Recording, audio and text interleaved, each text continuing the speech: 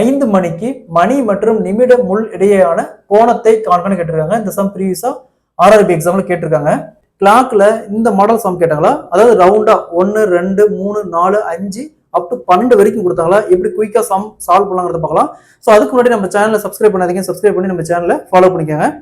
1ல இருந்து 6 வரைக்கும் ரவுண்டா அந்த மாதிரி 1 மணி 2 மணி 3 மணி 4 மணி 5 மணி 6 மணி இந்த மாதிரி சம் கொடுத்தாங்களா.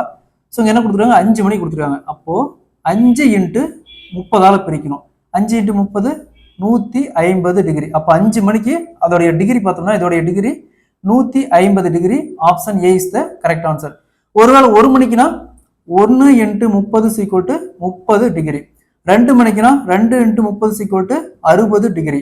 3 மணிக்குனா 3 இன்ட்டு 30 சீக்வல் டு 90 டிகிரி. 4 மணிக்குனா 4 into 30 degree is equal to 120 degree. 5 மணிக்குனா 5 இன்ட்டு 30 சீக்வல் டு 150 டிகிரி.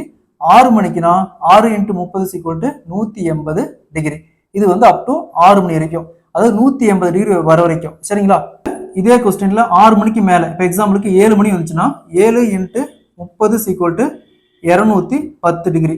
இது பார்த்தோம்னா 180 டிகிரிக்கு மேல போகுது. 180 டிகிரிக்கு மேல போனாவே அதை அந்த வர வேல்யூவை 360ஆல மைனஸ் பண்ணும். அப்போ 360 மைனஸ் 210 0 5 1.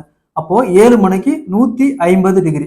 கொஸ்டின்ல 8 மணிக்குனா 8 இன்ட்டு 30 சீக்வல் டு 240. அப்போ 360 minus 240 0 2 1 120 degree. So up to 9னா 9 இன்ட்டு 30 சீக்வல் டு 270. 360 மைனஸ் பண்ணும் 0 9 0 90 டிகிரி. ஸோ இதே மாதிரி ஹவர் மட்டும் கொடுத்து கேட்டாங்களா நம்ம இந்த மெத்தட்ல சால்வ் பண்ணிக்கலாம். ஸோ இதே மாதிரி இந்த சம் பாருங்க, 9 மணிக்கு மணி மற்றும் நிமிடம் முள் இடையேயான கோணத்தை காண்க கேட்கிறாங்க. இந்த சம்ம சால்வ் பண்ணி இதுக்கு ஆன்சரை கமெண்ட்ல போடுங்க.